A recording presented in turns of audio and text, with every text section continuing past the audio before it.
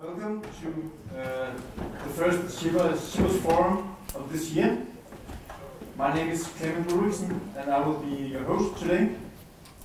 My first task as host is to give you a safety briefing, kind of like the briefings you get in airplanes.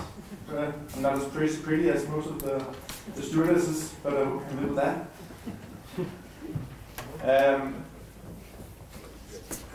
The main emergency exit is out through these doors and straight ahead.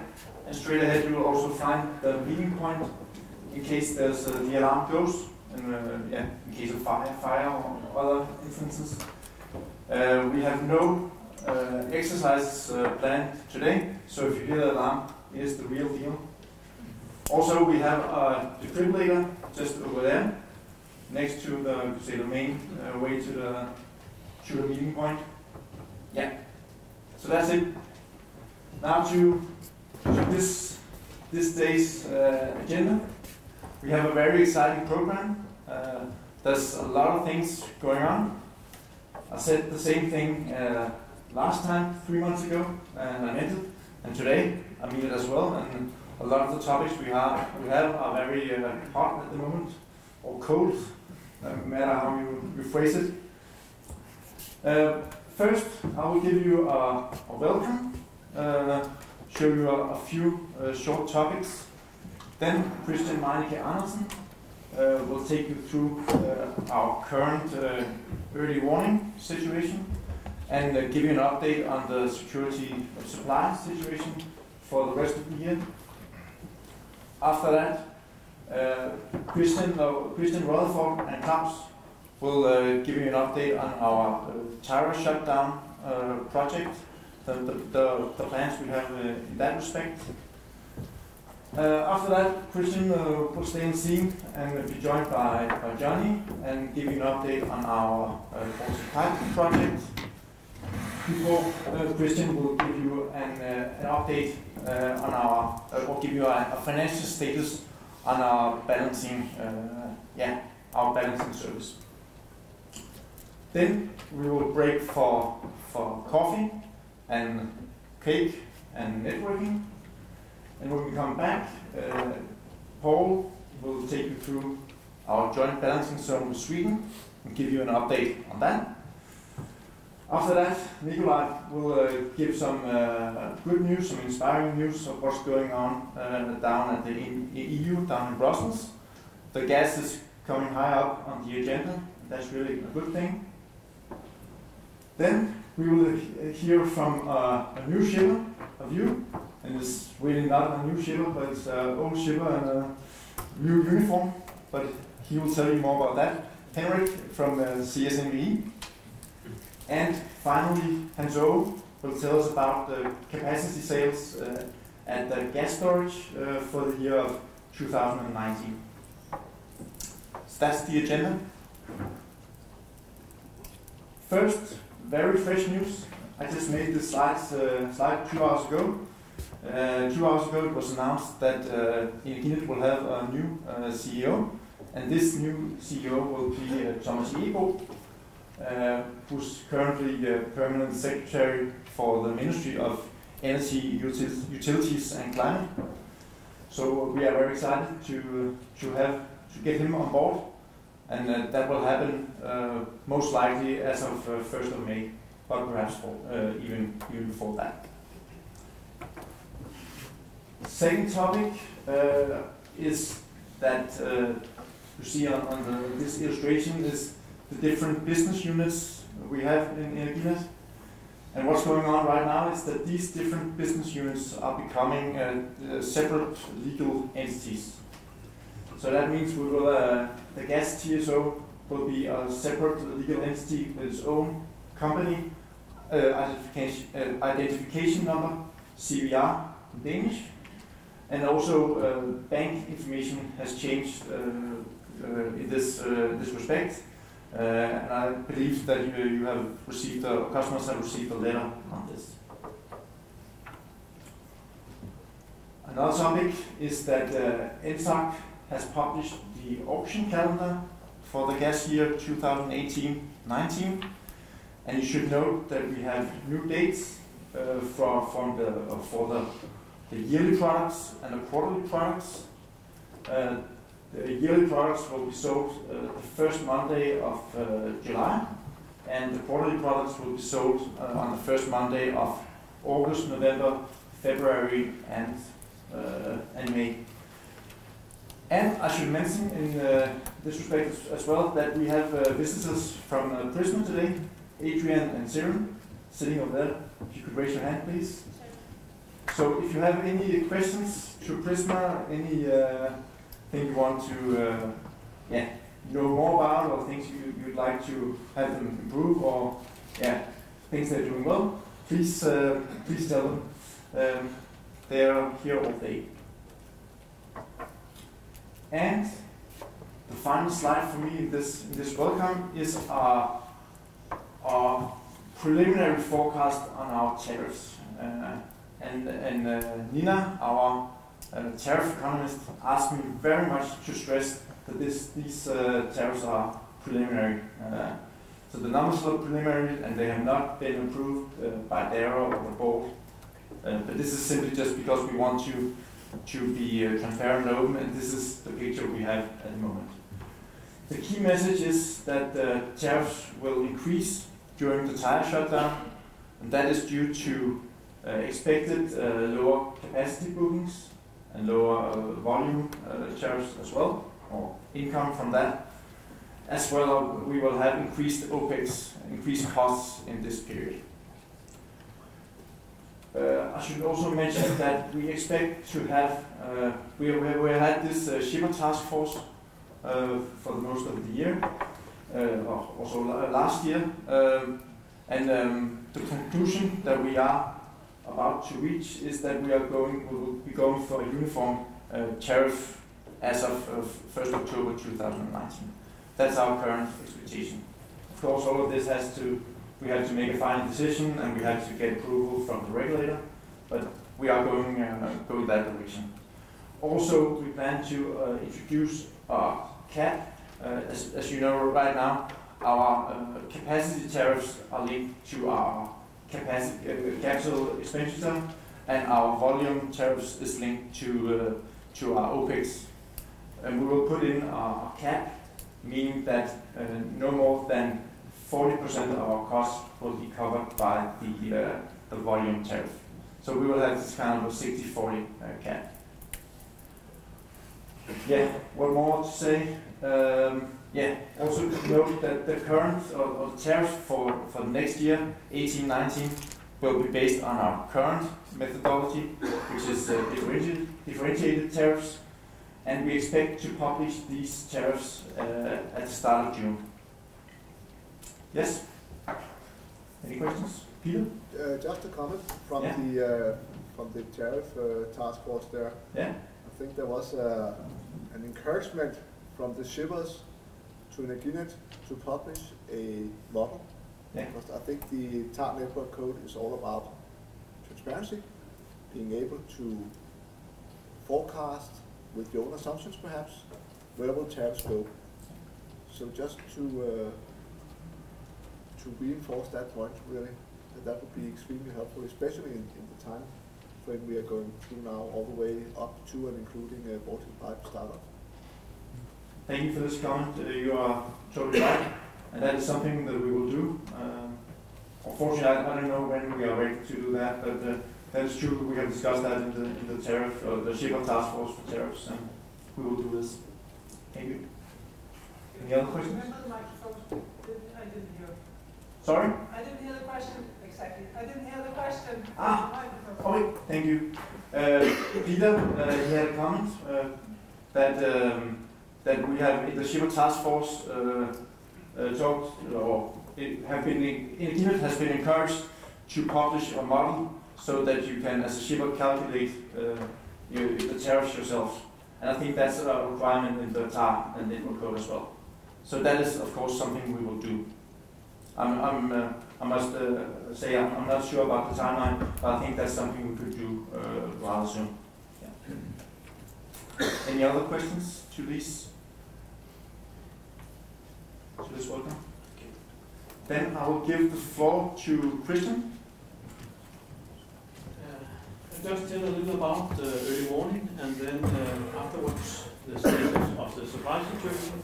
And then in the end, I have a bonus info for you about our selling of emergency gas.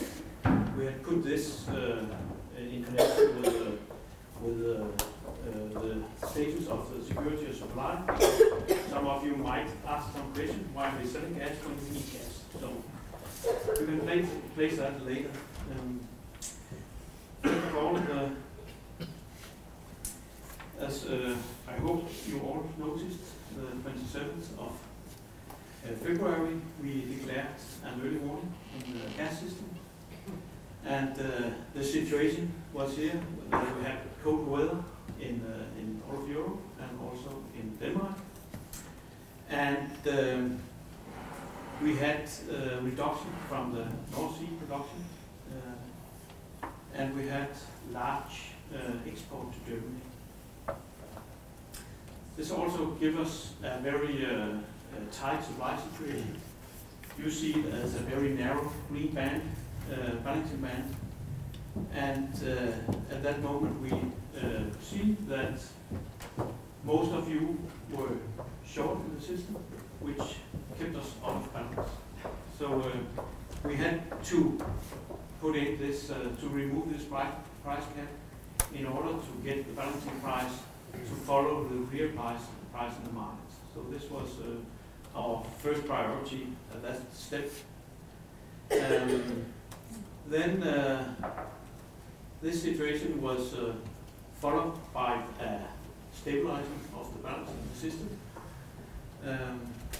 And we say that the next situation was that we had still high prices in the system. And we were a little bit worried that this rapidly changing prices might lead to you being imbalanced in the evening times when after 11 o'clock in the evening, and then we put in to force this adjustment step 2 price, which was raised from 3% to 100%, which give incentives to keep in balance even if the prices in Europe raises rapidly. This kept us also in a stable situation, but with very high withdrawal rates from the storage facilities.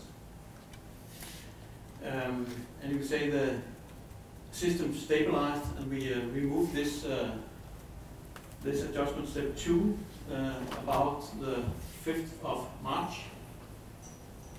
And now we are in a state where you could say that we have a more stable situation, but also a stressed supply situation at the moment. So at the moment you could say that the system is in balance, but it's also vulnerable to if we have a great a total shutdown from the North Sea.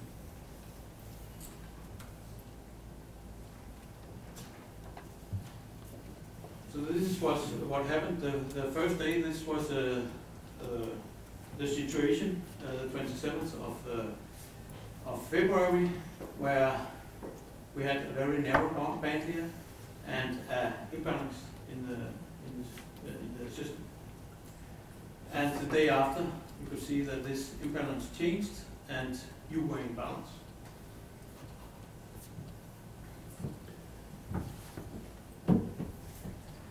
This is, I'm sure you're all aware of how prices went in this situation, just to see that there was some great spreads and also change in flow direction in England here about the 1st of March.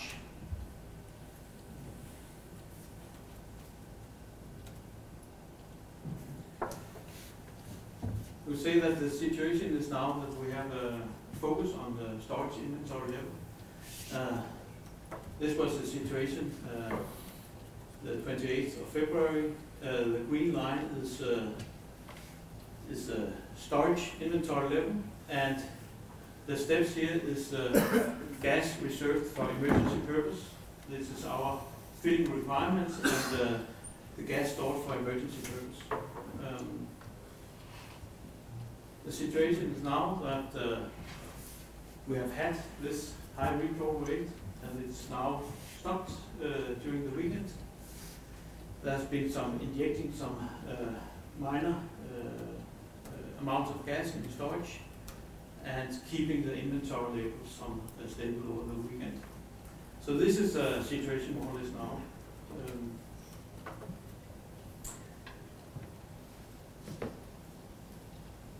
So you could say, if we wrap up the status on the situation, is that it is stable. We have increasing prices in Europe due to this another small cold period in the weekend. The weather forecast is saying that we have a colder weather than normal for the season. We have a normal supply situation from the North Sea. We have a lot of gas coming down. We have still unused capacity on Elbe, but we would say the system is still vulnerable to outage, to great outage from the North Sea due to the low inventory level. And of course, our concern here is that the supply of all the customers in the system. The risk that we see is a significant outage from the North Sea could challenge the system. You could say a lot of gas from the North Sea is good, of course, but also if you have a high supply, then you have an outage can challenge the system in this situation we are in now. If we have a longer period with high prices, which will, of course, you will react to and pull gas out of the storage, then we will have an even lower inventory level. This might be triggered by lower temperature than normal for the season. So if you keep a situation where we have a very low inventory level in the systems, then we might need to then you can say that it's a risk to balance the system with a low inventory level. So you can support the system by keeping close eye on the remnants on the North Sea and injection to the gas stores, keeping the inventory level a little bit higher than it is now, may also take out the risk of the system. This can be done by importing gas from Germany, of course, and please be awake if something happens, make a quick adjustment of your balance in the system. This will also help us. So you can say in the situation, it's a little bit stressed. Nothing is critical. It might change. So we're keeping at the moment this early warning, and we are evaluating it every day. And I think that for the next period, the weekend, we have this colder weather that we will run. So any questions for that part of this? Thanks. I have a question regarding the fact that you keep this early warning.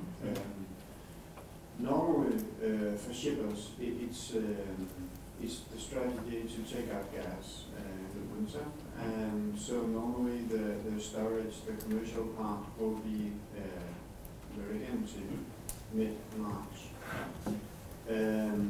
So I mean, given that, you could basically have an early warning around this time of year often. So I mean, what I mean, and in the situation in March, if the North Sea produces zero, of course, should that happen, we would go into some kind of crisis level. I agree. But you know, given that there is the production that we see at the moment, I don't see the reason for having an early warning as of now. I like the clear understanding. That's one thing. Another question is, I have two questions. It's the fact that you declare early warning in the evening. It's very difficult for shippers at that time to change the volume,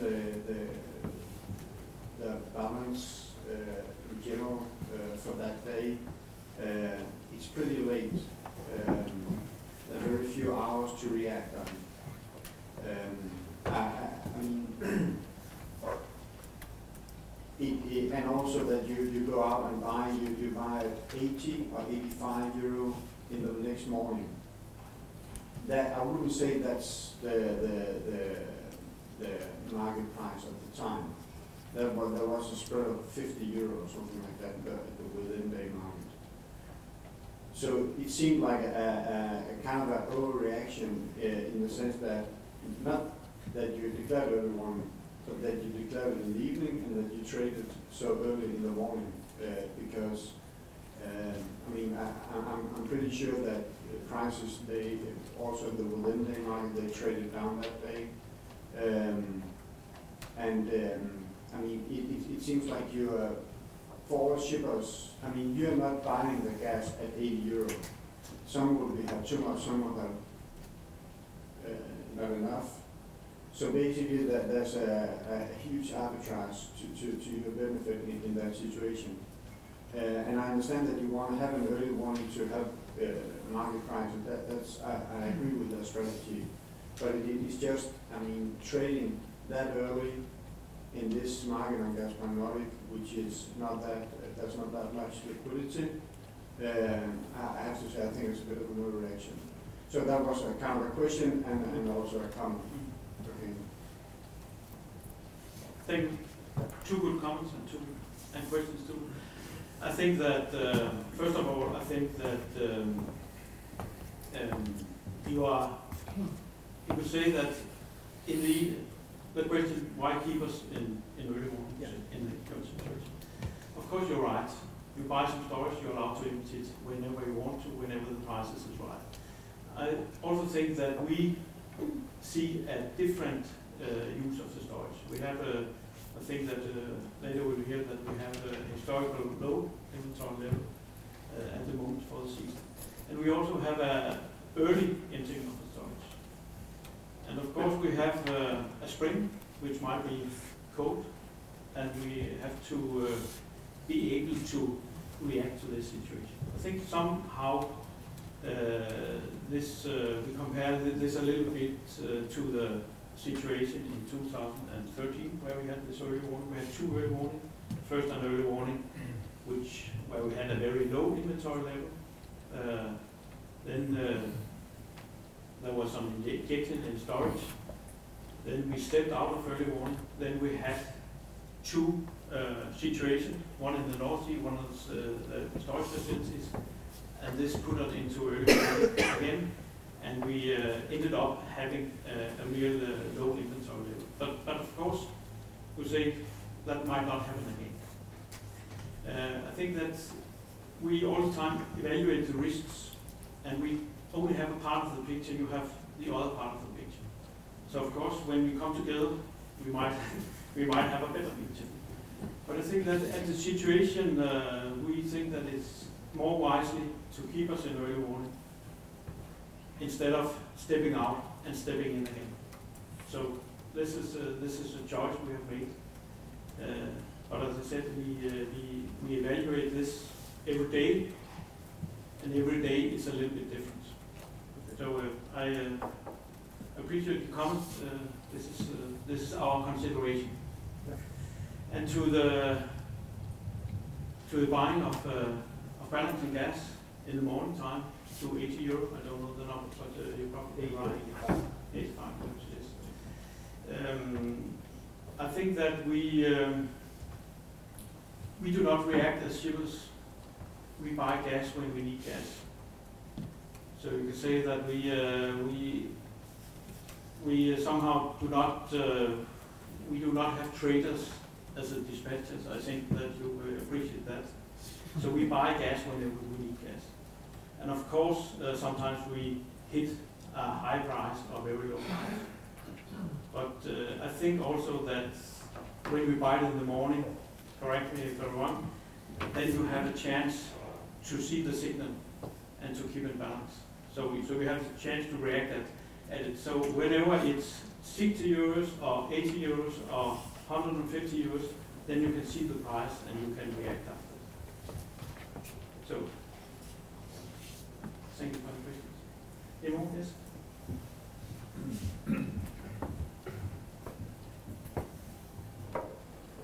Thanks.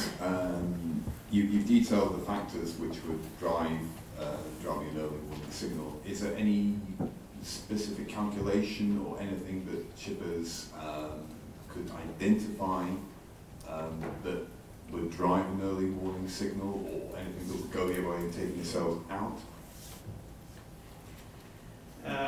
You're thinking about an early warning, or? Yeah, well, in this case, early warning. Well, I think that if you look on the balance, then you will see the day before we called early warning, there was also a negative imbalance in the system. And I would say that. Oh, sorry, the other way, no. I'm not really familiar with the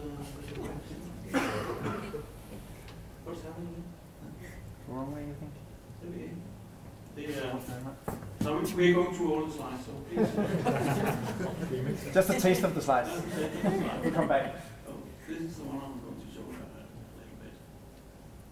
This was the one, yes. I think that whenever this very narrow band means that the system is very vulnerable to imbalancing.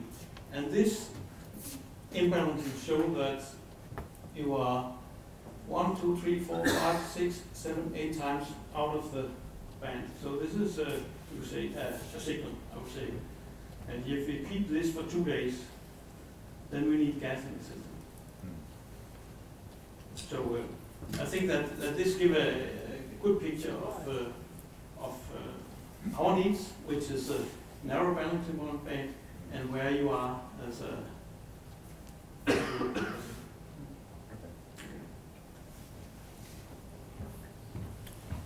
any more? Yeah, just one additional question. If let's try to fast forward now to 2020, we have exactly the same situation.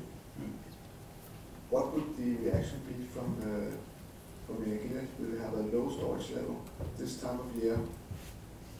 Maybe a cold snap coming in. Would there be enough gas, or would there be sufficient capacity from Germany? I think that's the basic question here. Maybe to understand the underlying physics around it. I think that's a very good question. The situation in under Turin is different from now. Now we have all the flexibility in the system. Say we have all the capacity we could wish for.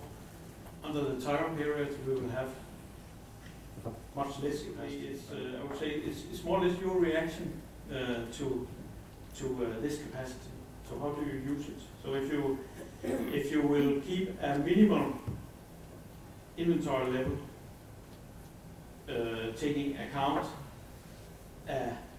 average season, average temperature, then you are taking a risk.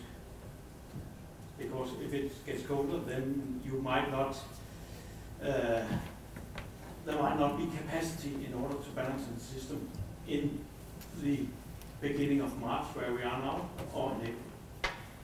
So I think that really you need a lot of planning in order to keep the balance in the system.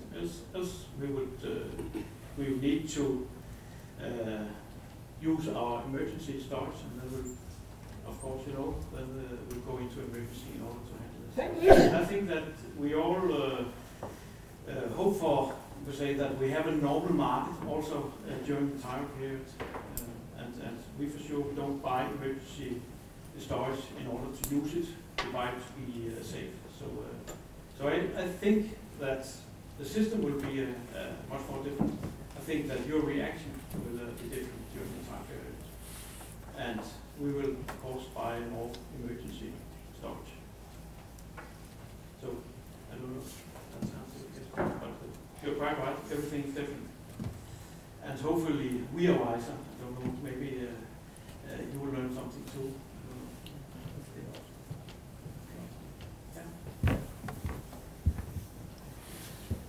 I have a question to the removal of the price cap on the commercial imbalance price end of day. Yeah. For 2 weeks, where you declare early warning, you state that the balance situation is fine, but you keep up the removal of the price cap, which is only affecting the commercial end of day price, not the physical. And the whole problem is in the storage facility, which is very much physical. Can you say anything about that? Yes, as I said, there's two situations. You can say that if you have a rapidly changing price, then we need the price cap. I don't know what will happen in the weekend. I don't know if you know. But in the weekend, we might have some rapid change in the gas prices. And if we have that, then we need the cap. So that's, you can say the early warning has... we need the cap, or we don't need the cap? We don't need the cap, sorry. Sorry. So if this happens, we need to have a quick changing balancing price in order to give you the right price signals of what is really the value of balance.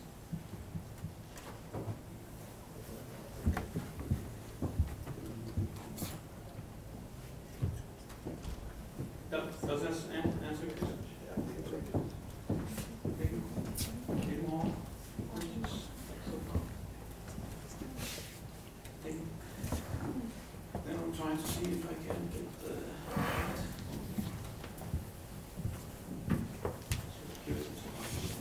So the situation right now is that we have Denmark and Sweden has a consumption of about 13 million cubic meters. Sorry for the unit, I know you prefer million hours.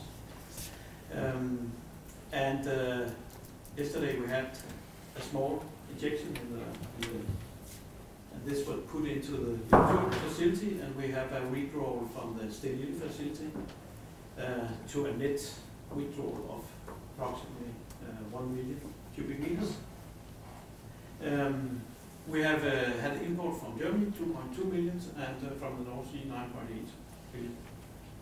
And we are also counting in the PNG, which is 0.4 million. So this is more or less the picture. And we say that if we have a total shutdown from the North Sea, which is not it's not totally, it might happen, then we have a capacity from Germany which is 10.3, and then of course we need to draw on the storage for the rest of the amount. So this is the situation at the moment. The forecast this week is, as I said, looks like a nice Sunday with sun, but it's cold and getting warmer Monday, Tuesday. And we can see for the next 2 weeks it's a little bit colder than normal for the season. And also if we look into Europe in this weekend, this is a picture for Sunday, and then we can see this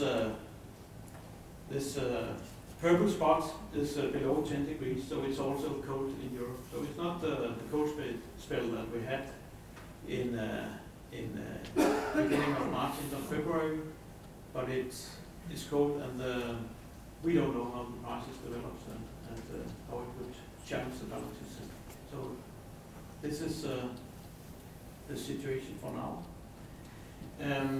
If we look on the storage inventory level, then the red line here is the inventory level at the moment, which is we say in the low end. I know that as always, when showing you the inventory level for the Danish storage, so I have taken out this picture because I know this is better than mine, and I don't want to discuss it with him. But the inventory level in Denmark is also low, about 70% at the moment. So this is the situation. So any questions so far? Okay. Then we have here, begin. Okay. We have some bonus info for you. This is our selling of emergency gas that the Kim will tell you a little about.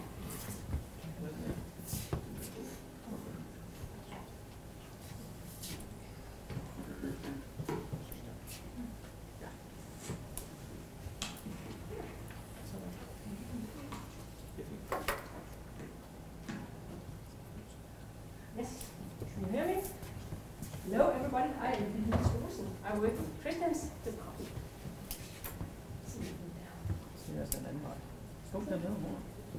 Yeah, I am going to talk to you about something completely different. We would like to draw your attention to an activity that has just recently. Sorry, I have addressed you correctly. I hear.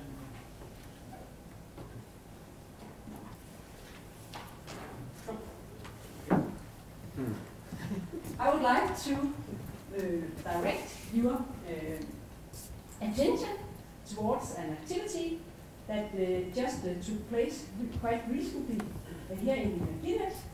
This is something completely different than the previous topic. We are selling gas. And the activity is the auction that took place here on the 27th of February. It's an annual event where we sell gas to the transport customers. We send out an invitation to you, and attached to the invitation there is an Excel sheet. You fill in your bids, the amount and prices, and return the sheet to us before the deadline, and then we hold the auction. The gas, the point of transfer is at the storage facilities, and the date of transfer is on the 1st of May, in the first gas hour of the day. Is a transfer of title. You don't have to nominate or pay injection fee in order to have the gas at the storage point. After the auction, then we send out either a mail where we accept your bids or reject your bids. And the result of the auction, the total price and total amount can be found in our homepage. Yes, I think that was pretty much it. Any questions? It's an annual one, so in a year time or so you will receive a new invitation.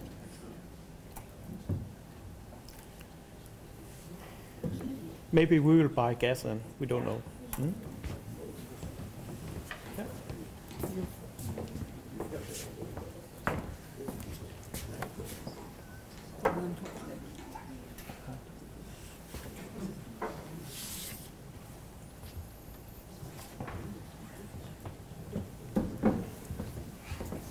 Thank you, Gitte and Christian. I think the current early warning situation is a very it's a good learning environment for, I think, at least us at Energinet, but I think hopefully you shippers as well, and other parties, perhaps the regulator as well, and other parties even more. You could say we have been thinking about this tire shutdown and planning what to do for a long time, and a lot of the things that we have been analyzing have been kind of tested in real life. At least we've been we moved closer to the border or the edge, and we are becoming wiser. Now, as an introduction to the next topic of the tire shutdown, 19 to 22, where we tell you about uplands, I will give you a short drawing of the big picture as we see it. Basically, during the tire shutdown, shippers, as always, have the responsibility of securing supply.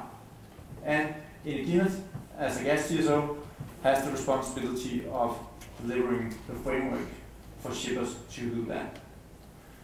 And the framework that we have been working on and planning so far for Tyra are, you can see on the left side. So basically, we need to have a clear and adequate balancing price signal in emergency. I think that was a result, or that was evident from the emergency workshop that Christian will tell you more about that we had in January.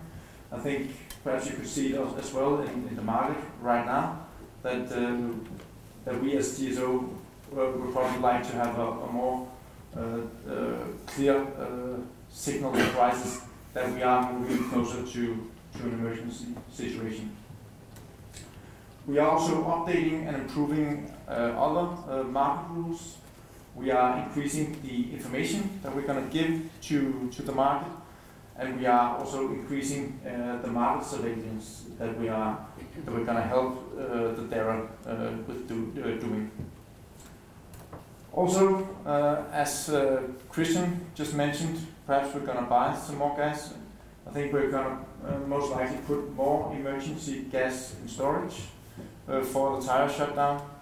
We will also most likely buy more commercial interruptibility, perhaps also in a new product. Right now we have the Hyper 3 product, and perhaps we will reintroduce the Hyper 2072 product, perhaps in a new form.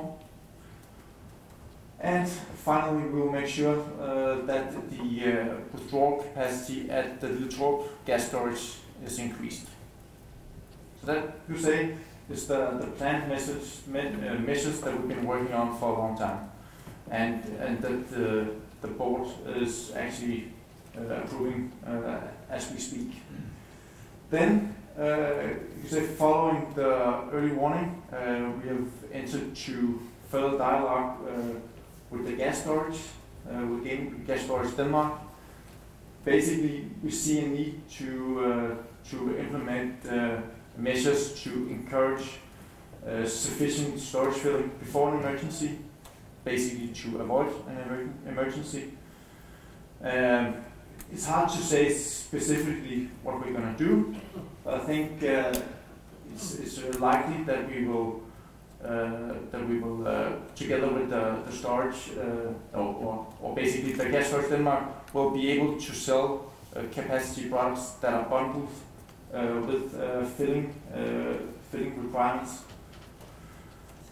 so that the shippers, when they buy the filling requirements, they are certain that or when they buy the storage capacity, they are certain that they can get filling requirements at Energinet together with this, simply to avoid uncertainty with shippers when they buy storage capacity. So that's what we're going to do. Shippers' job, as we see it, is to book LN capacity for the years 19 to 22. And I would like to draw your attention again to the Christmas present that Gastronomy Deutschland presented at the last Shippers Forum on the Prisma auction of the 2nd of July. They will offer additional capacity that you can book. So please be aware of that. We encourage you to book additional capacity, and also we encourage you to book storage capacity in Denmark for the years 19 to 22. Both measures are important for the security of supply. Yes? And now I'll leave the floor to Klaus and Christian. They will go more into detail on this.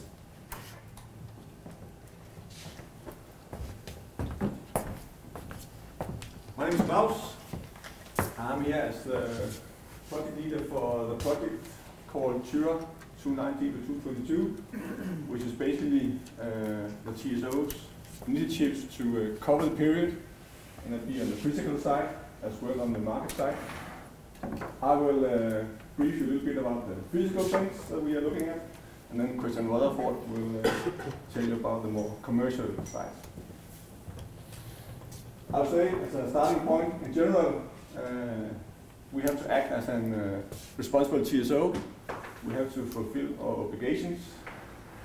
That means, among other things, to comply with the EU regulations, and of course to make sure that you have the framework, the infrastructure available, so you can supply your customers, basically. On the physical initiatives, we have been looking at a lot of ideas. I'll start off mentioning two that we have been looking at, but kind of rejected. The first one is the possibility of supplying Denmark with LNG. We figured out it could actually be possible, practically and technically, could be done, but it was evaluated and simply too expensive. It wasn't value for money as we saw it. Another option that has been under consideration is to expand Stenlille, the physical storage in Stenlille. That could be done according to Gas Denmark, but that was also considered too expensive in return of value we see in it. But then what we have decided to go with to follow is the following. And I think that Christian Meining mentioned as well that we are going to buy more storage capacity, and that is mainly to comply with the EU regulation. I think in rough figures we're going to add our storage volume with approximately 100 million cubic meters. As you saw the figure before, I think we are around 100 today, meaning that we will reach around 200 million cubic meters as an emergency storage during the time of shutdown. So that one, check, we will do that.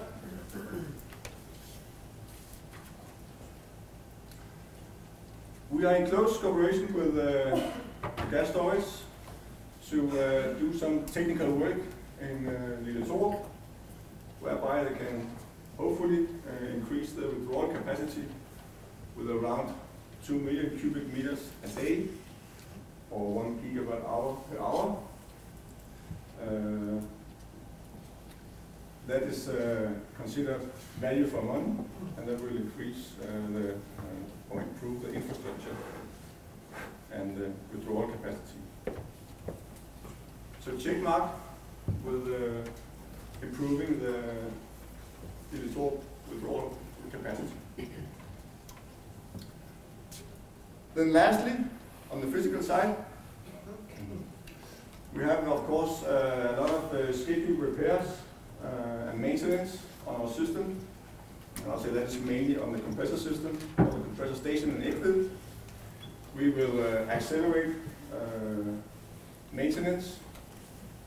That means maintenance that was scheduled for the period 19 to 22, we will do ahead, before 2019 or during 2019. And we will as well purchase critical spare parts to keep on stock for this period. So basically, those three physical initiatives is what we're doing, meaning that we will increase emergency storage, we will improve the infrastructure in Lille Torup, and we will make sure that the transmission system is in a top condition during the time shutdown. Questions? Peter? I have one question. Mm-hmm. Is this done to meet the N-1 criteria? Yeah. Okay. Yeah. Thank you.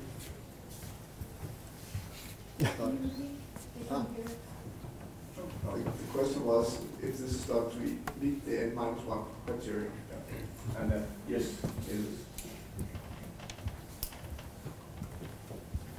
So basically, now we have done as a prudent TSO. Now I think the rest is up to you guys, more or less, and to questions. Myself. Good. Yeah, I'll catch up with the tire shutdown and focus on the market initiatives. I have 4 slides with me today. One is on what the status is on the market initiatives we're doing. Then I'll go through what we foresee that these market initiatives will mean for the rules for gas transport in a more concrete way. Then thirdly, I will catch up on the emergency workshop, and then in the end I will tell you some important dates that you have to be aware of. So that's the presentation for you. So the overview of expected measures is as you've seen before. This is the same figure showed in December, so I won't go through it. So you can say basically you know what it contains, and it's equal to what we've discussed in the user groups we've had on the subject. I'll just add one box here that there might be some learnings from this early warning we are going through right now that we might have to take into consideration also. But this is something that we will discuss in the you can say in the work going forward with DARA, and where you will also be involved. I'll come back to that. So next is what these market developments mean for the rules for gas transport in more concrete way. Well, there are 2 main topics that will be addressed. One is the utilization at the Elland border point. To increase and to improve this, we see some possible measures which we've discussed in the user group. One is that we will reintroduce interruptible capacity on the Danish side of Elland to make sure that if shippers that are not utilizing the capacity, other shippers can get a hold of it via interruptible capacity. Then we will open up for the full selection of secondary products at Prisma. Today we have the most simple version of what Prisma offers, and we will go for having all the types of possible secondary products that they offer, meaning that we'll have extend to also have first come first serve and call for order, which are both possible anonymously.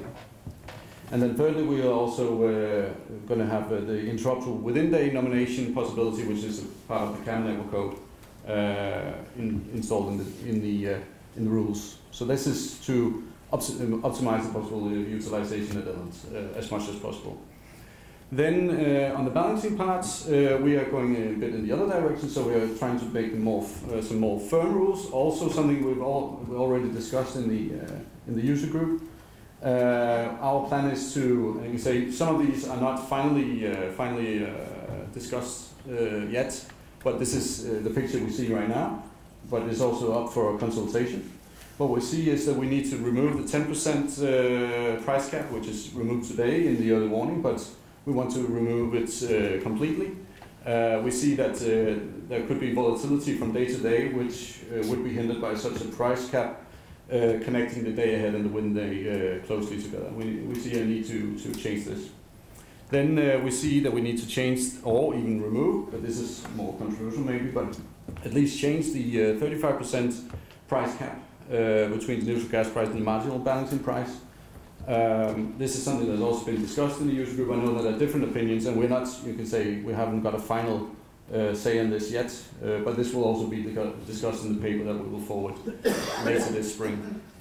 And then we also see that we need to increase the adjustment step 2 price to make it more relevant towards bringing gas from Germany to Denmark as instead of letting, you can say, buying balancing gas at Energinet late at night.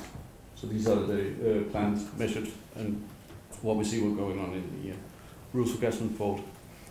Thirdly, the user group we had, or the emergency workshop, sorry, we had on 25th of January 2018 also gave us some work, also in relation to rules for gas transport.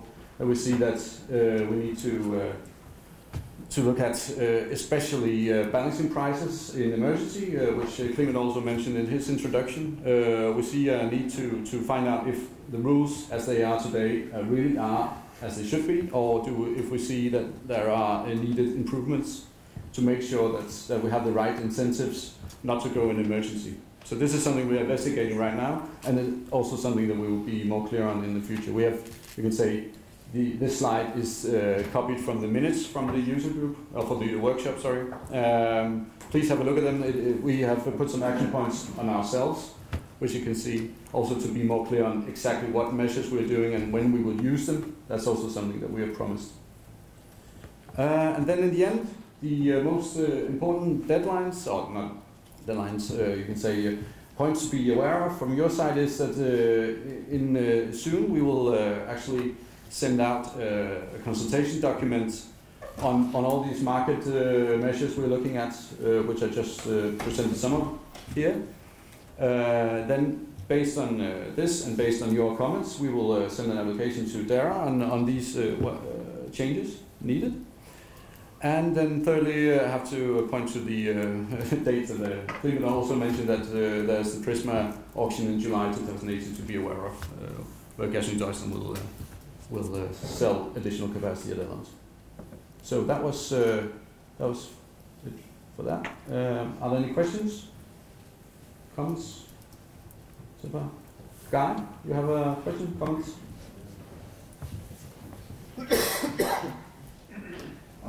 Yes, so Kristen, can you just give a brief overview of timelines for the Tour of Future shutdown and all the rest of it, and just give a brief overview of where we are? Sorry, could you repeat? I didn't get the question. Just the timelines of when Tour is beginning to slow down. Yeah. Okay. Yes. Well, this is from my, you can say, from my, what do you call it, what I can remember right now. But as far as I know, I don't know the exact, you can say, what levels are reached, but I know that in the spring of 2019 it will be rapidly going down until November 2019, where it will be completely closed down. I think that there is a remit describing the exact dates on when tariffs goes down, but I think it's from March and then rapidly down to November 2019, and then until spring 2022. But yeah, I think it would be best to go to the exact remits that describes the dates. I can't remember them off by heart. Thanks. So just wanted to get a quick overview on that. Thank you. Yeah, no problem. Yeah. Well, I think that was it. Yeah. Yeah, sorry.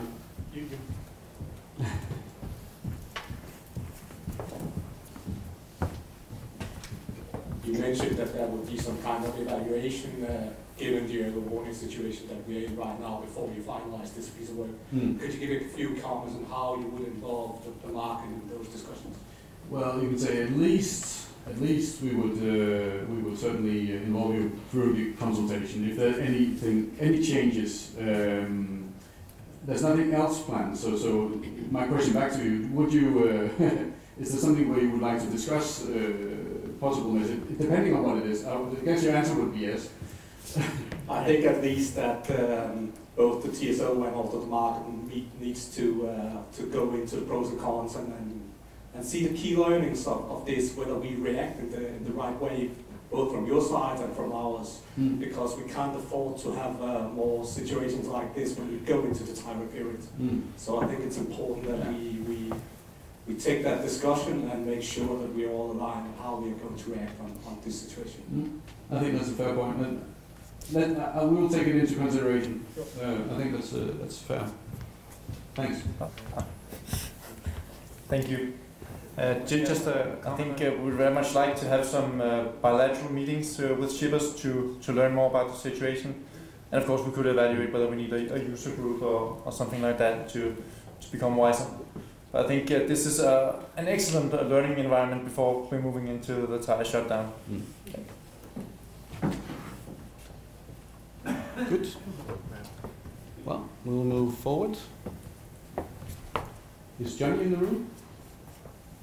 I can give you a short introduction, so you don't have to introduce yourself. Yeah, but I'm just stalling until Johnny is in the room. Right, great. Okay, I'll start with the introduction. Yeah. Basically, we're moving forward in time. We started with the early warning. Now we moved to the harder times of the tire shutdown, and now we're moving to the easy, happy times, supply-wise, with the Baltic pipe coming into force, hopefully. And Christian and Johnny will give a presentation. And the big question is whether Christian can start off without Johnny. Well, fortunately, it's me starting, so very yes, good. I can. So, but if I go quiet, then it's because I'll try to move on forward. Well, first of all, what I wanted to do to start with is to just wrap up the open season. As you can see, this is the timeline from the open season that we've conducted together with our friends from Gas System. We're also in the room, so if there are any questions there, then please address them to them. So this is the long timeline. As you can see, we are actually reaching the very end of the timeline for the open season. This is a slide from December, and well, the status is that we actually are officially finalized. You can say the open season was finalized officially when we had the signing of the capacity contracts by the end of January. And this was also informed to the market on the 30th of January. So the open season officially ended. The project is going over to a new phase, which I think Johnny will tell you more about. But yeah, you can say now we're going into actually constructing something. But maybe you can say some more words on what's going on. I'll take to the next slide. A brief overview of where we are in the process when it comes to the Baltic Pipe project in general. As you know, this project in itself is building on sort of fair value elements, increased energy security, increased competitiveness, affordability, which is of course, especially from a Danish perspective, when we talk about affordability, it's very much about ensuring that the tariffs are not increasing as they were intended to following the reduced flow in the gas pipe. And then you also have lower emissions, which for instance include the chance that we can push out some coal in the rest of Europe. So these four elements are sort of the reason for progressing with this project. And today is actually a special day because today is the day where our supervisory board meet and they have approved the business case of the project. That's something that we will actually announce tomorrow, that this significant step has been achieved. So that allows us to go to the next phase, and that includes that we will eventually have to need to have the approval of our ministry here. So we move to what we call the paragraph 4 approvals process, where we ask the minister to approve also that we go ahead with this. So that also means that we have moved to what we call an execution phase in the project, where we reconfigure the way that we run the project. Some of you may have met Sophie before, who was project manager.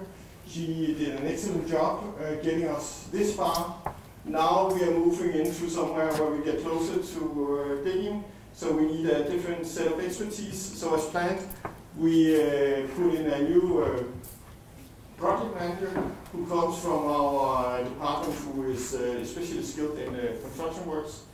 That means that our new project manager here, he is called Søren Larsen. He is experienced already with some of our electricity infrastructure projects.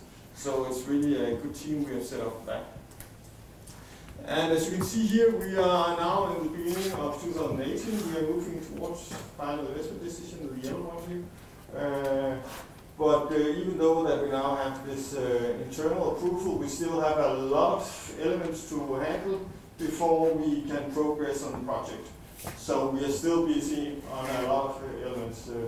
I will briefly say something about these. First, we have this environmental impact assessment, and as you may know, a vital part of this is public hearing. You see part of it. We had a public hearing space starting at the end of last year, and it was the first time where you would say ordinary people heard about the project. It also meant that we saw a lot of concerns, of course, because this project will impact some landowners. It will, of course, also impact some land use rights. So it means that it's only fair that we make concerns from some local stakeholders. So we continue the dialogue with the stakeholders and try to adjust the projects in a way so it sort of bothers as few people as possible. It should also be noted that it doesn't make this project easier, that parts of this area where we have to put the pipe, we already have other projects going on. So one of our big electricity infrastructure projects, Beskrivelse, connecting some windmills, are active in the same area. I've met some of the same stakeholders before. So I think some of them, when they see an Ekinet, they say, oh no, not again. So that means that we have to of course acknowledge that that they are somewhat concerned about our activities. It also has provided or resulted in some media interest, both the local media, of course, but also at national level. However, it's not our impression that it's more than you could expect from this. We have also consulted with some of the Danish authorities that have also noted, of course, that there is this local concern, but that's also their impression that that is what you could expect of a project of this nature. So we will continue on with the environmental impact assessment.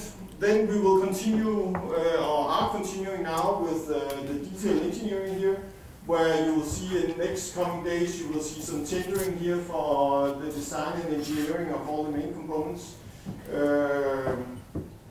It's split up in various components, and it will of course follow EU tendering processes. Then we will also have to obtain the various permits I mentioned in this paragraph 4, ensuring the minister's approval, but there will also be a number of approvals that we have to get in order to follow up on the environmental impact assessment procedure. And then, of course, we need to finalize a lot of agreements, both with our cherished partners in gas system, making sure that we know who is doing what and when. But of course, also when it comes to our Norwegian partners, who has what responsibility on what part of the process and so on. These are quite important elements. So that is the main elements for the rest of this year, you could say. And you can follow the process. For instance, I think the most recent news is an update from our Polish partners, explaining a bit about how their public hearings have gone in not only in Poland but also in other countries that will be impacted here. So this is where you want to go to follow the project. And you can also see some Danish specifics on this if you go to the website of Ekinet. So the main conclusion is we are on track, things are going as planned, and we're looking forward to the continued process and continue work together with our partners also in gas system. Yes, any questions on that? Yeah.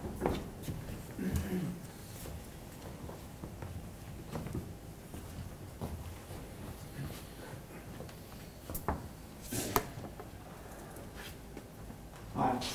I have a question regarding the certainty of the project. I know you've signed contracts and stuff, But is it official? What kind of financial punishment will be if one part pulls out of the project? If that is official, not to my knowledge.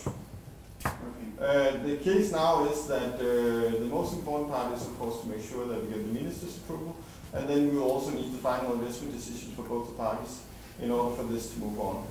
So I would say, of course, you cannot be 100% certain at this point in time that there will not be any obstacles on the way, but you know, it is important for us to reach our objective of getting this finalized till 2022.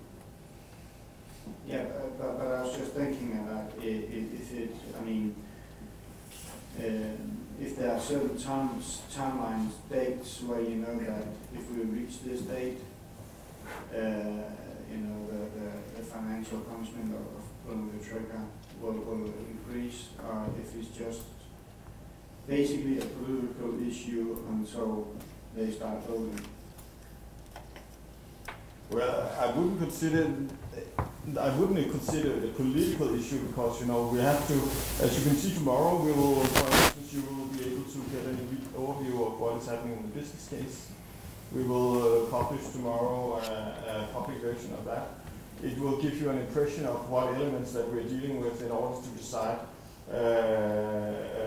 building this project. Based on this, we will, of course,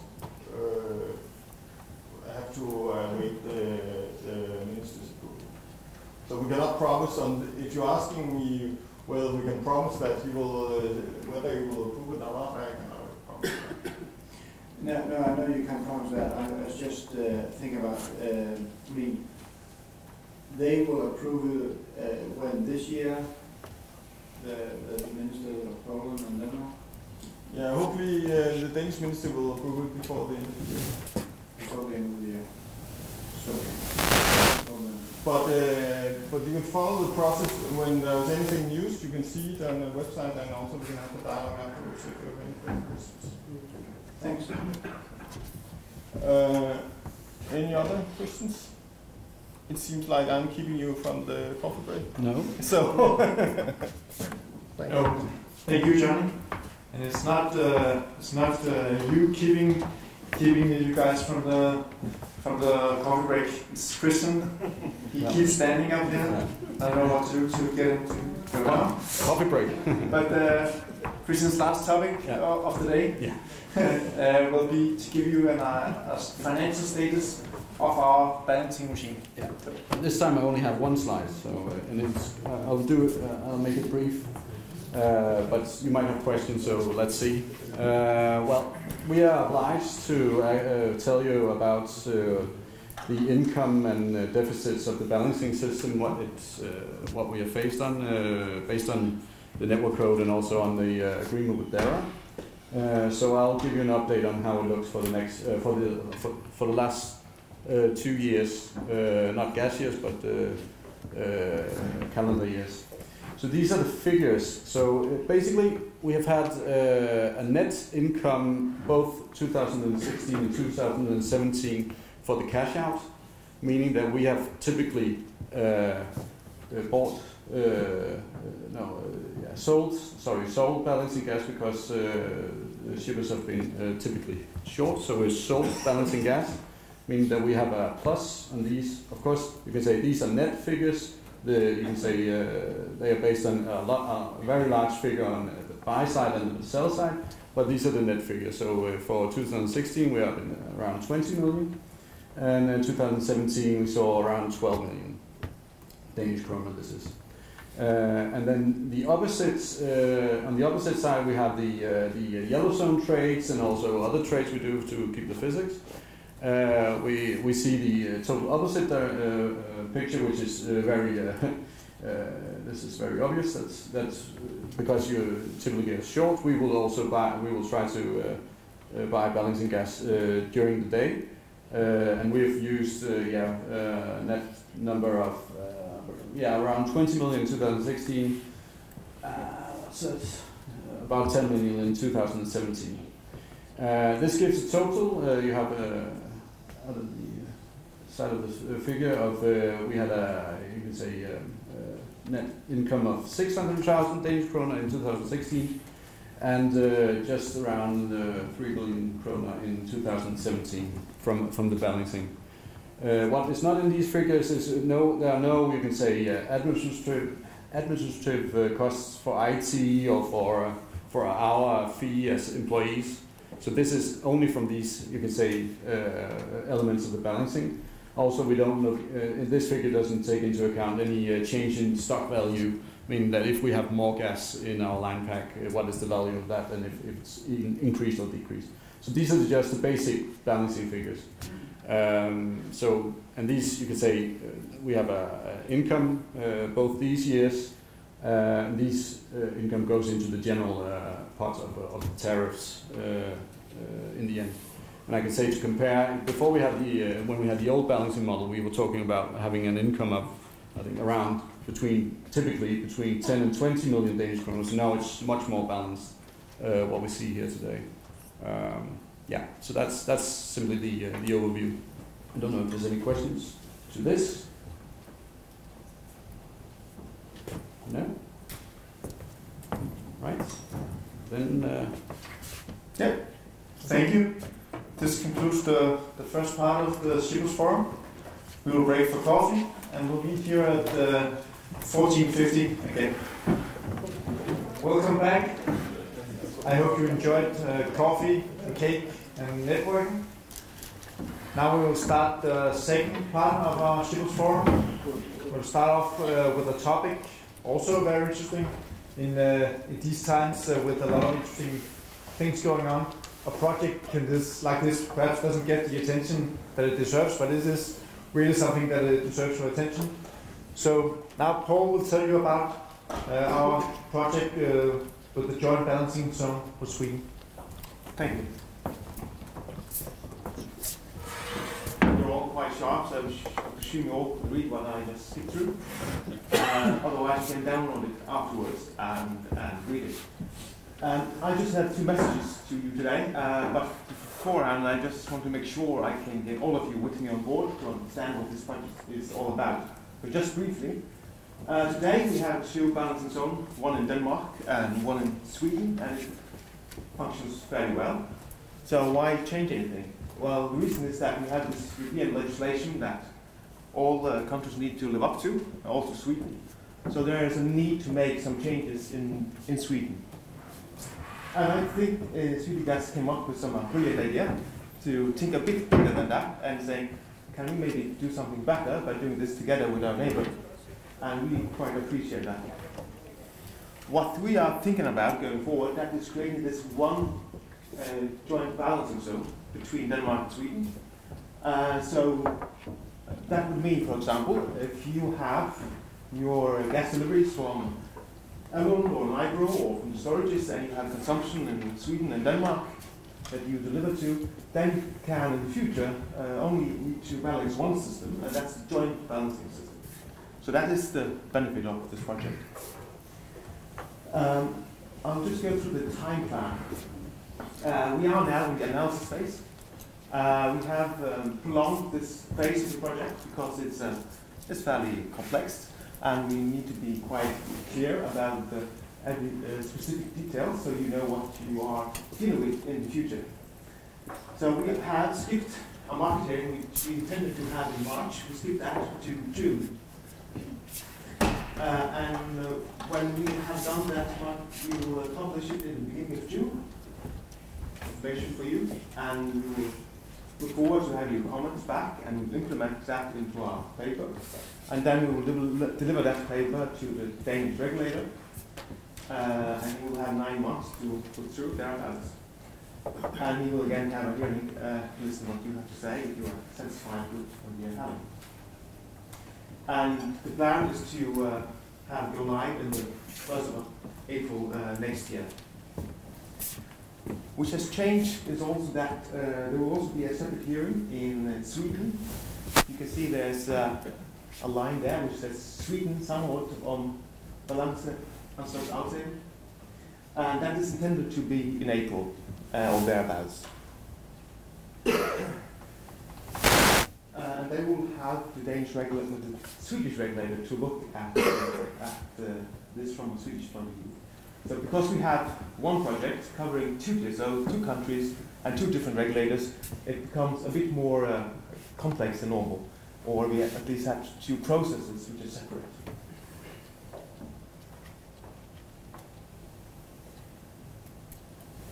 Another thing I would like to inform you about is that we intend to have on our webpage a place where you can look at, click on, and you get more information about the joint balance and so, where you can see the timeline, the status, where you are in the project.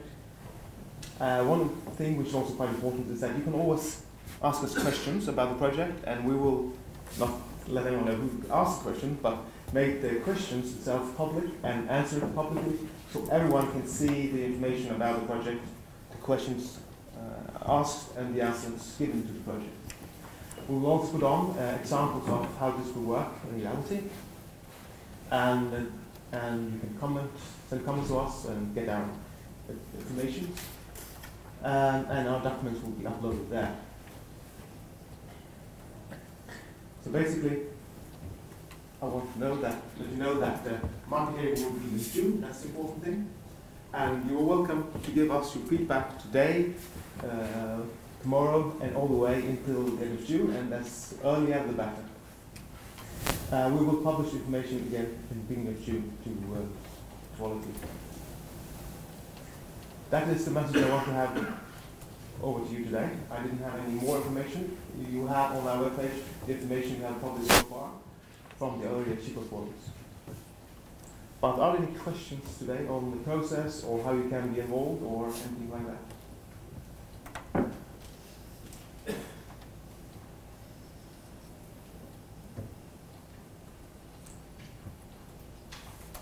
Very good. Thank you, Paul. Next topic is positive news from Brussels. And Nikolai will tell you more about those news.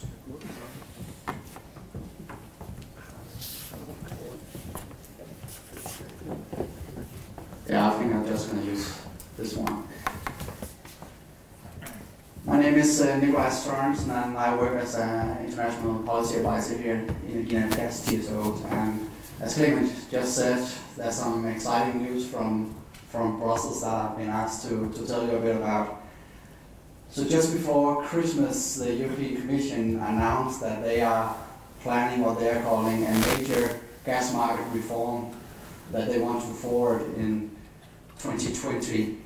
And as a part of all this and the preparation for this legislative proposals, they have launched a series of new studies that are to look into the current situation in the gas market and some possibly new couplings to other sectors. And this entire process started in early 2017 when the Commission launched this, what they called the Covadis study, where they were basically saying that we are looking into a future where there's no long-term gas commodity and capacity contracts that will be renewed.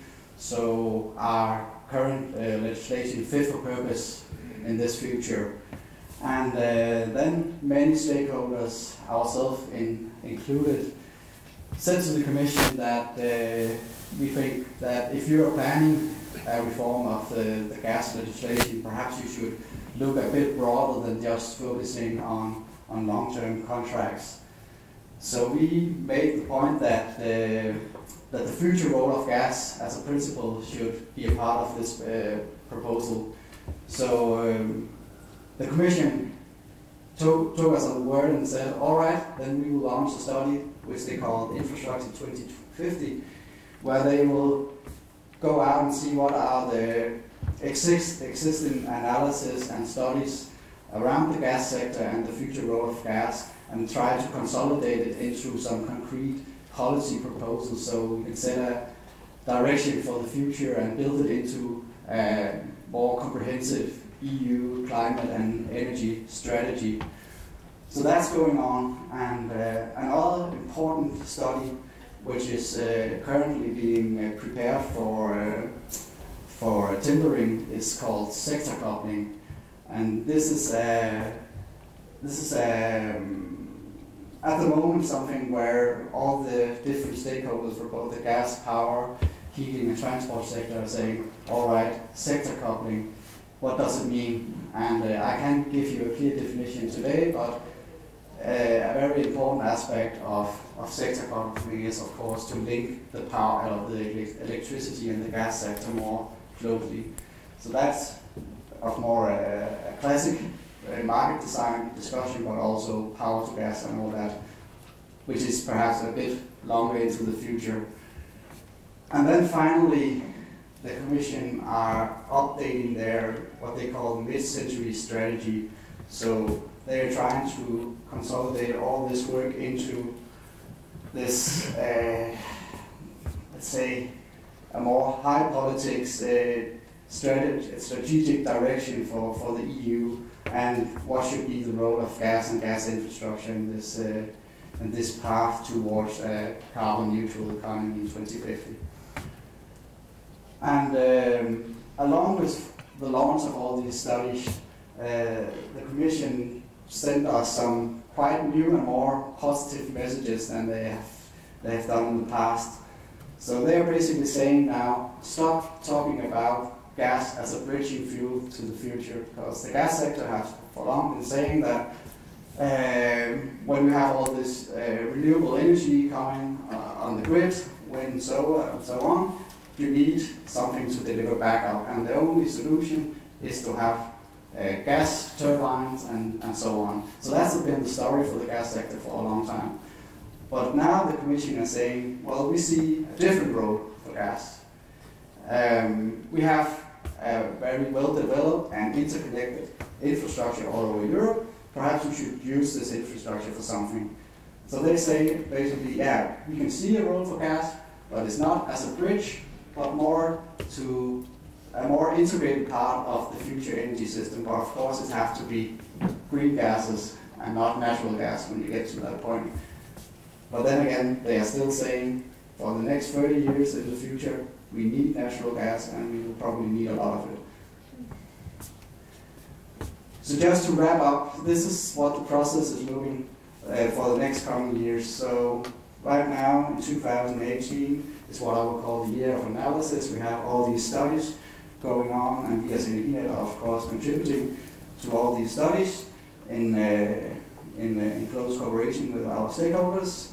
And then in 2019, the European Commission will look at these studies, and then we'll start preparing some legislative proposals that they want to forward in 2020.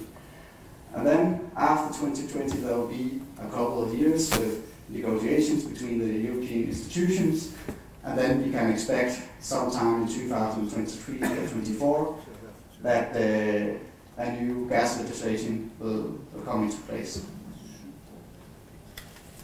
Any questions?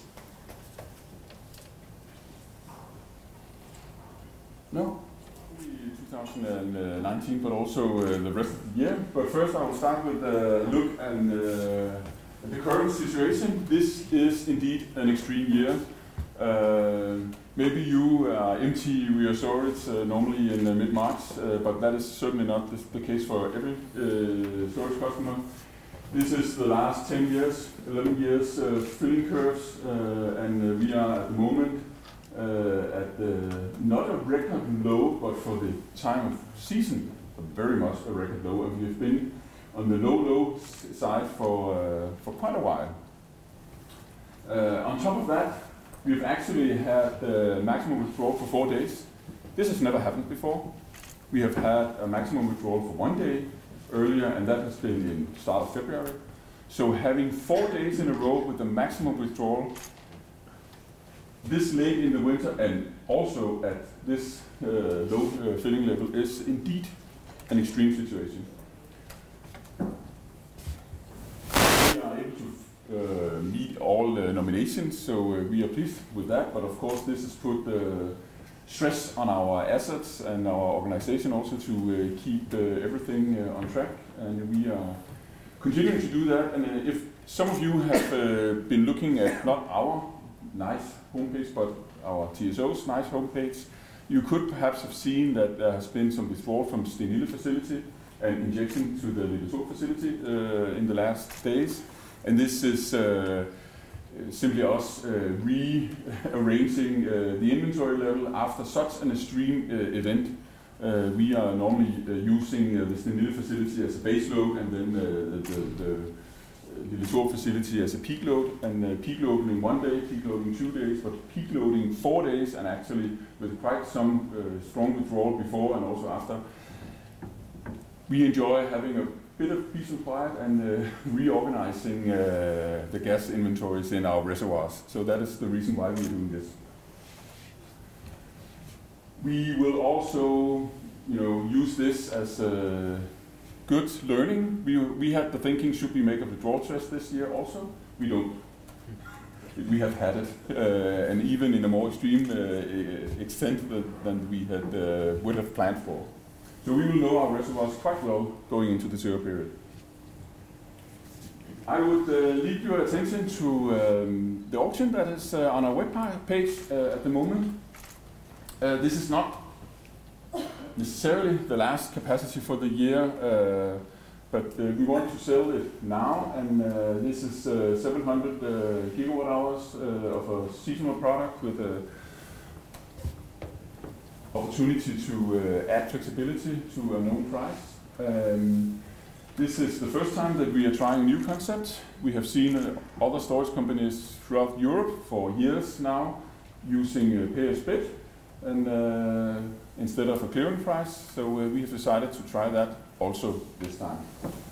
For the rest of the year, we still have 1.4 terawatt hours reserved for potential emergency storage. We have not reached a final agreement with the TSO yet.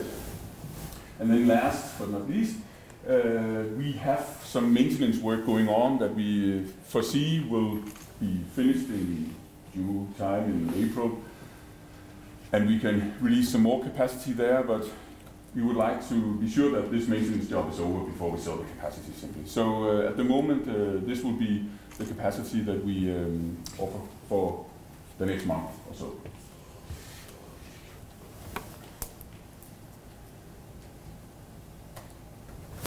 There's one more thing, withdrawal capacity. You might have noticed, and it was completely a coincidence that it happened close to this early warning, that we have changed the way we are selling our withdrawal capacity a little bit. Because last year we made this test of the reservoir in Stenilde, and we learned that the volume capacity was not what we had expected.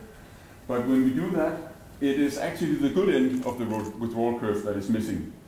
The bad end is still there. So basically, we needed to have stronger withdrawal restrictions on the customers. But we changed decided to do something else. We decided to keep the withdrawal curve for existing, both long-term contract and also contracts that was signed, deals made before we got this total knowledge. And then instead, we decided to keep the maximum withdrawal capacity, but only market it until February. So March and April, we have taken that capacity out of the market simply because also it was not sold. So if we have unsold capacity, we could just remove it in March and April and then leave the customers with their capacity as they, and the withdrawal restrictions they have on their existing capacity. And we have decided to go further down this path, so we have also updated our capacities for the coming years. They are lower, both on the volume and withdrawal capacity. You can see it on our webpage, and that is due to the heating value of German gas compared to the sweet and what you call fat Danish gas with a high heating value, but also some other technical aspects of the gas quality, meaning that it compresses a little bit less the German gas than the Danish gas. So actually our storage is the same size for cubic meters, but for energy it is reduced, and it affects both, of course, the volume capacity and the withdrawal and injection capacity. Updated on our website. And then to the interesting question we have been asked by customers and by the TSO by many for the better part of a year, and it has been intensifying in the last few months. We were at eWorld a month ago, and we had 20 meetings, and this was the #1 topic on 20 meetings. This is the curve. This curve shows our selling price of our low flex product for each year for the time we have been a storage operator. And this curve, this shows the price that those shippers, those storage customers who have chosen to take an infrastructure responsibility 7, 8 years ago. So that is the price they are paying at the moment. So the question here is, should those shippers that bet on getting capacity from a year-to-year basis, should they pay, in this situation where storage is sorely, should they pay a price that reflects the summer winter spread in the Dutch system? Should they pay a price that reflects the price that existing long-term shippers, customers are paying? Or somewhere in between or above? Yeah, that is a question.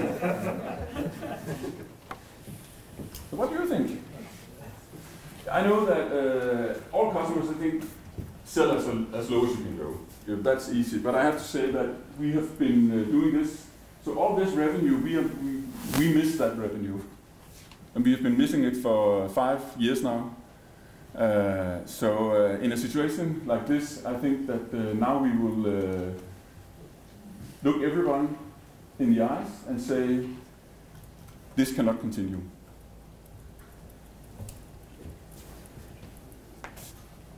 We have decided to put a price on the market today, and we are doing it right now. This is an announcement that we will send out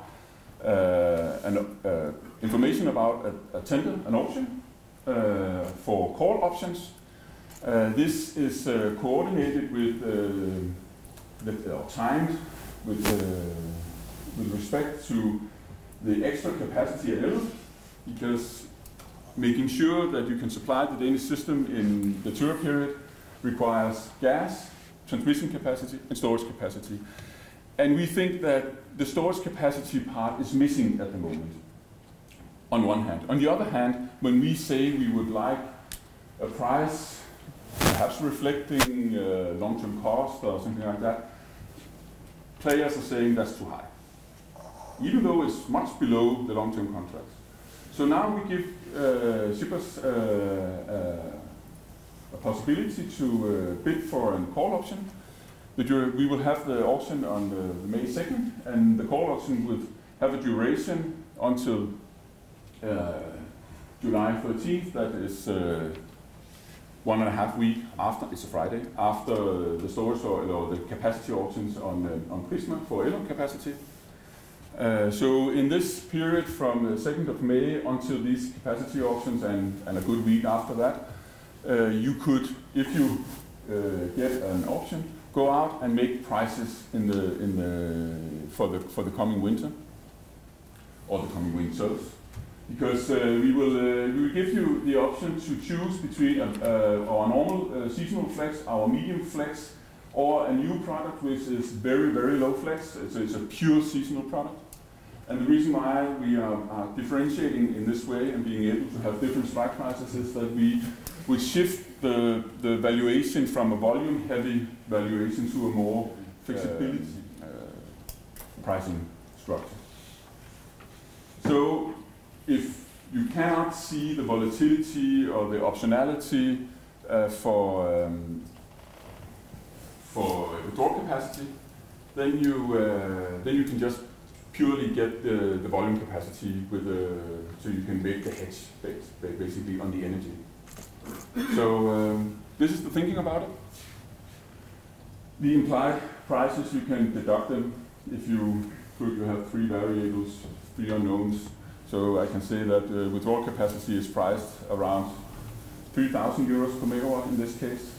This is roughly the same as transmission capacity at the moment. It is 10 times as much as we are selling, have been selling 5 to 10 times as much as we have been selling withdrawal capacity for this year, but there's also this shifting the value from one capacity to the other.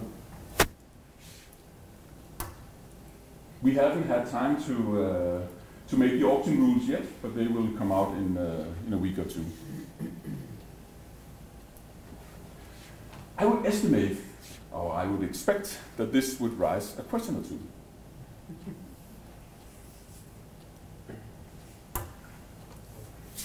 No?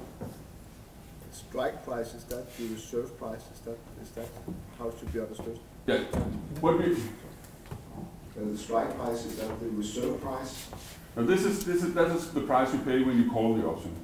So we are bidding on the option price. So everyone loves free options. So if I just offer free options for 0, everyone would like them all. So we will have a starting price for the auction, and then what you're bidding is what would you pay to receive this auction, also receive this option.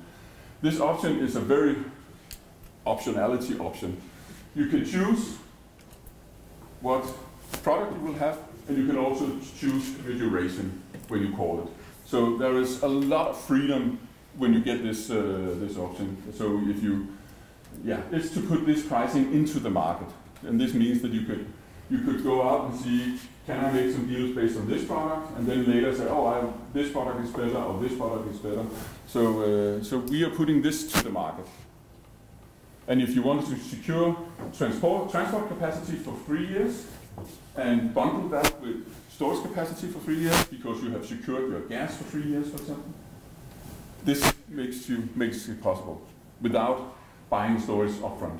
So this is the thinking, and these are the prices. These 2 terawatt hours that we are putting out this way is little less than half of the free capacity. The rest we will market at a later point. We will try, as Clement also told, to see if we can find a solution where we bundle withdrawal restriction or filling requirements. Filling requirements and storage in one go. It's a very new idea, so we haven't gotten to this point yet. Our goal is to have sold all the capacity before the beginning of the storage year 19. And now we have questions. Tony? Yeah. Thank you. Just a simple question. If you call the option, would it be one flexibility, one duration, or could you choose any mix of durations and you can choose any. You can choose any. This is an attempt to put the flexibility, the decisions into the market, and that's why we have these are examples. The implicit prices are identical. And so, we will. If you have some questions or some clarification or some wishes to this, email me or call me in the next days, and we will take this into account or specify it in our option rules. But the purpose with this is to put this optionality into the market. Yeah. Again, just to clarify, so what we will pay X for the option. Yes. So let's just say €1. And then on top of that, when we buy the product, we pay the prices you refer to here. Yes.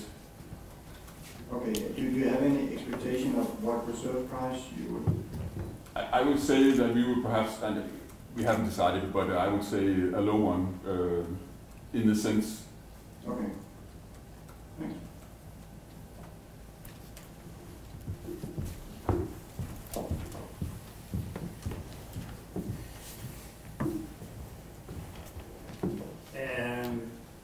Just a question, theoretical maybe, but you have the auction here, 2nd of May.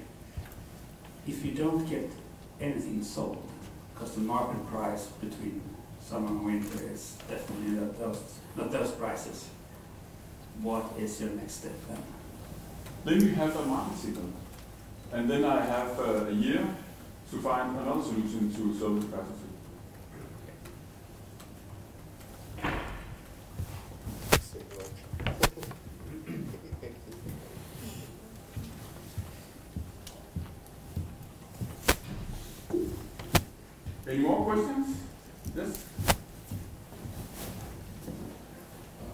just a question. I see that the date of the auction and the expiry date is it's not a big gap. So I presume that the time value of this auction is not very high. Why did you choose to have this structure in this way rather than just having an outright auction for the storage? Good question. This is a way, if you want the capacity, and then you could have put this capacity on an auction. So if you're sure you want the capacity, you can consider it in an auction, because when you get the option, you also get the product, for sure. So in that way, it fulfills the same purpose, you could say, or it could have a dual purpose function. And the reason we have made these examples is just to show we have been saying something like 4 euros, 4.5 euros, or something like that. This is the 4 euros. So this is 4 euro, this is 4 euro, and this is also 4 euro in our thinking. Because if we sell this very, very low flexible product, we are not getting 4 euros now. But then we assume that we, at a later point, will be able to sell the capacity associated to this volume capacity, at least in our close, for another price. So this is just a way to illustrate how you can mix these products. And if you think that some winter spread of 1.5 is difficult to move to 4 euros at the moment, you could just move it to 2.6 instead and see if that is possible. And then at a later point, add flexibility if you see that that would be beneficiary at that point. So all capacity will be put to the market. This is roughly our average product. So if customers buy less than that, then there will be a short-term product or within-year product or yearly product, one bundle product, focused on capacity basically.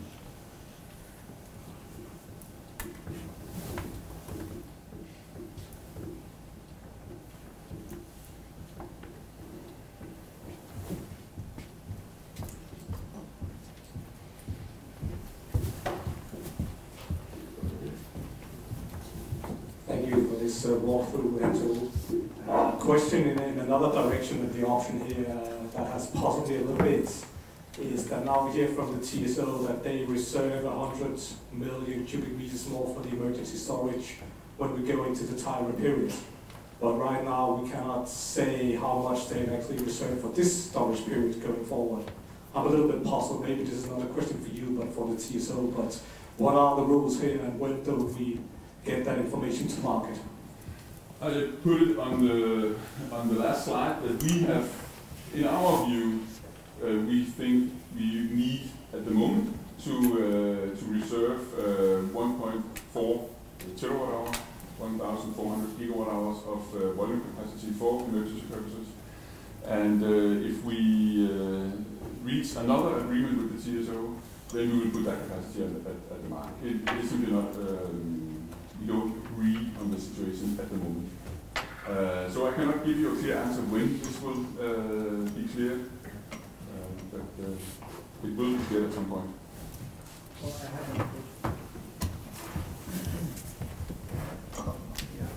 have an additional question. You, just to clarify, you said that the 2 terawatt hour is about half what you have to sell. At the moment, we have 10.7 terawatt hours of capacity. In the Tura period, we expect to get the stores filled with German gas, which has these other properties. That means that we will reach an energy volume capacity of roughly 9.5, 9.6 terawatt hours. Of those, 2.8 is already sold on long-term contract. And then when we hear the TSO say we need an emergency volume of around 200 million cubic meters, and we agree that that would be the fair amount to cover the projected customers for an EU 30 days out of Elland. Then we translate that into 2.4 terawatt hours, and that's just the math, and it leaves something around 4.3, 4.5 terawatt hours for the rest of the market. If the situation, if the heating value of the gas injected into the source is higher, we can offer more. And that could be the case in 2019. We simply don't know what the flows will be in 2019. So basically, half of our stores is already booked either by a coming TSO booking or the long-term contracts.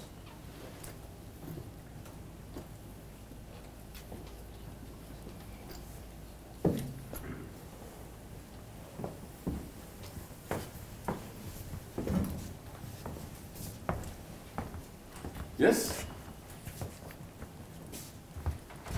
You have something to think about, and you are always welcome to call me or our sales team. And I have a picture here that I also posted on LinkedIn a week ago or something like that, where the Danish gas storages are actually supplying more than the total gas consumption in Denmark. And this could be the situation in the tour period also, if you just add this to tour and then perhaps no export. Yeah. Perfect. Thank you very much, Hans-O. This wraps up our Shippers Forum. I'd like to thank our guest speakers, Hans-O and Henrik. I think we've had a lot of interesting topics for the day. Topics where we look ahead to the Baltic Pipe, more positive news from Brussels. We have also to be careful, we have to be prudent as a TSO and as shippers in our current early warning situation. We have to be prudent as TSO and as shippers when we reach the tire shutdown. And I think it was also very interesting to hear Hans-O's presentation from the gas storage here, because as a TSO we believe in the tire shutdown that LN capacity is vital, and we believe that gas storage is vital. Gas storage is simply vital to the gas system, and even more so in the tire shutdown.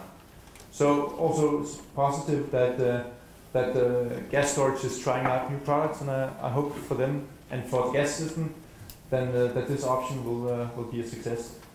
So thank you very much for your attention, and I have a slide. I hope to see you all in June. So thank you and have a safe journey home.